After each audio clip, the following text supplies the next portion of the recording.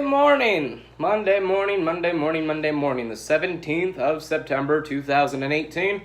It's the Hardy Complex, number 6.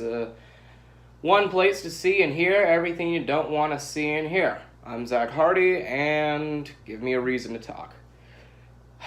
The Cleveland Browns!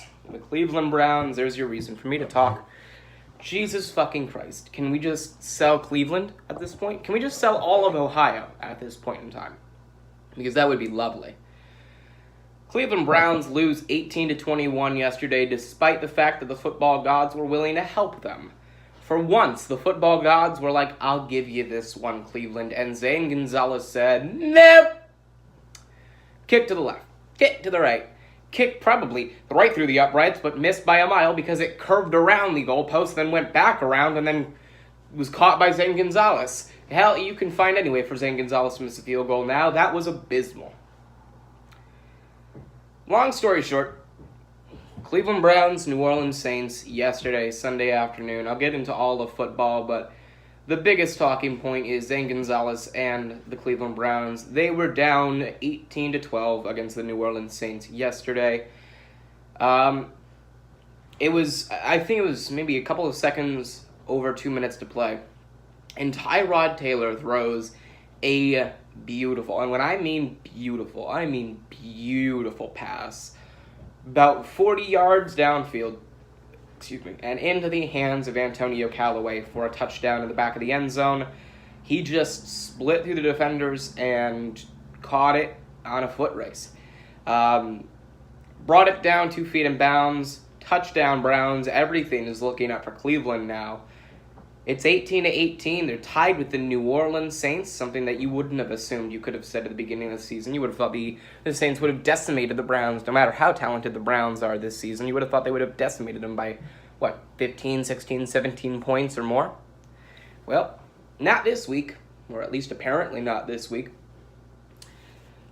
And then Zane Gonzalez trots out to kick the PAT, and it's a chip shot. You know, it's not like the 10 to 15 yard PAT that we used to have a couple of years back. It's a more difficult PAT. I think it's 30 plus yards out. Still a makeable field goal. Still a good PAT. Have you been doing this for years? At this rate in time, it's muscle memory, no matter how far it may be. Hell, kickers are kicking out 60 plus yarders every so often now, or at least much more commonly than they did before. This should be nothing. The guys in the next office back like to stop. Oh well. Anyway. Trots out to the field. Kick is up, and he misses the PAT. Cleveland fans at this point go from, holy shit, we might actually have a chance to win, to God damn it, our kickers suck again.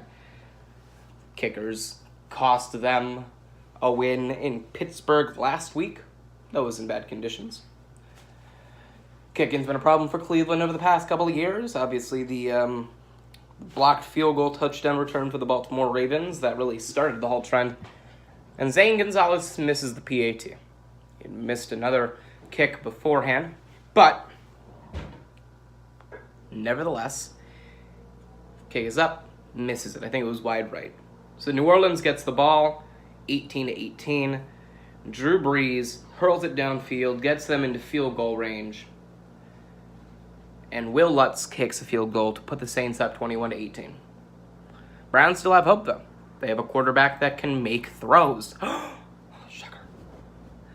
And so when it comes down to it, Tyrod Taylor manages to bring them up to the 39, maybe? I think the 39, anywhere between 39 and 44. And they have 8 seconds on the clock. They gotta rely on the field goal unit to get them into overtime again. Zane Gonzalez trots out. Kick is up, wide right. Saints beat the Browns, and Browns hang themselves by the penis from a tree. I take back everything I said about Hugh Jackson. I don't think he's the best coach in the league by far. But he should be 2-0 right now. The Browns should be 2-0 right now. Tyrod Taylor should be 2-0 as the starter for the Browns. at quarterback right now. And Zane fucking Gonzalez is your answer as to why that can't be the case. For once, you can't blame the football gods. You have to blame the Browns themselves. I'm sorry, Cleveland. At this point in time, I trade you to the highest bidder. But then again, unlike the Browns, Cleveland itself would be traded to probably Russia, and they'd be able to make it a powerhouse within the continental United States' reach. So, when it comes down to it, Cleveland is doomed. Cleveland and all of Cleveland. Hell, Cincinnati is doomed, but as long as Marvin Lewis is in front, you can't really consider them doomed. You just consider them cursed and damned. Poor Cleveland. You've got to feel for them. They've got New York on Thursday Night Football this week, I believe. I'm pretty sure.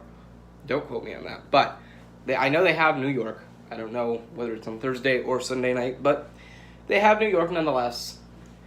This should be an easier matchup than the powerhouse or the offensive powerhouse Saints and the rambunctious Steelers. So this should be a game that they should have a better chance at winning. And if they were able to come close against the Steelers and Saints over the past couple of weeks, they should be able to eke out a win against the Jets. But it is Cleveland and it is the Browns, so I would say don't hold your breath on that.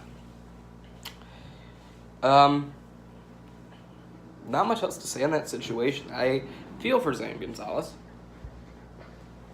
It can't be easy kicking field goals or PATs in the most clutch environments as a rookie, or at least I think he's a rookie kicker. Or that may have been Carlson from the Vikings. But it can't be easy to do that in a hostile territory such as the Mercedes-Benz, or I just call it the Louisiana Superdome, against the Saints in a moment that matters. The dude's gonna get cut at some time down the line. Dan Bailey's gonna get brought in, or hell, Cairo Santos could get brought in. Hell, Roberto Aguayo could get brought in. I just feel for the kid. It sucks. The Browns brown heavier than the Browns have ever browned before.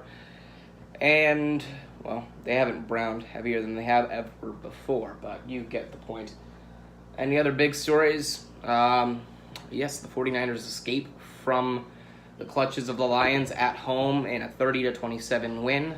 That was nerve-wracking to watch. The Minnesota Vikings and Green Bay Packers draw and finish to a tie because kicking is kicking. Patrick Mahomes makes me want to shit myself with the fact that we're going to have to face him this year. 6 touchdowns in this game, 4 touchdowns last week, 10 touchdowns in the first 2 games of the season. That is inhumane. Dallas and New York play a sloppy game. The Dolphins beat out the Jets to become first in the AFC East, and the Jaguars beat the Patriots in their version of the Super Bowl. Deshaun Watson and his mental error cost Houston the victory over Tennessee, 20-17. Congratulations, Mike Vrabel. What were the other pieces of news from yesterday? I'm sure there were a bunch. Can't think. Oh yeah, fucking Vontae Davis retires in the middle of a game. That is probably the most insane thing I've heard in years. I didn't know that happened until I think 3 or 4 hours after that game.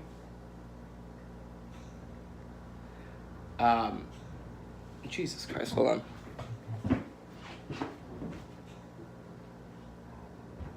Okay. What comes to... Jesus Christ. When it comes down to it, yesterday was a really, really, really rambunctious day for football. It was enjoyable. The season has been fantastic so far, and yeah, that's pretty much that. I mean, I've got nothing much else to say. You're looking at me as if I've got something more to say. I know there were a bunch of games yesterday. Vontae Davis retired in the middle of the game. I still can't get over that, and I don't know what to say about that. That's just unbelievable. And, well, yeah, that's pretty much as best as I can put it.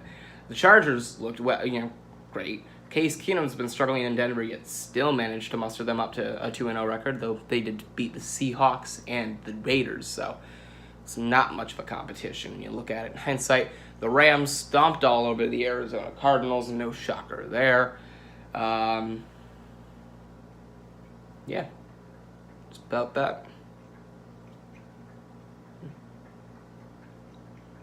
All right. What else do we have to talk about? Oh yeah, Hell in a Cell. God damn it. Well, and that show was quite the discussion point.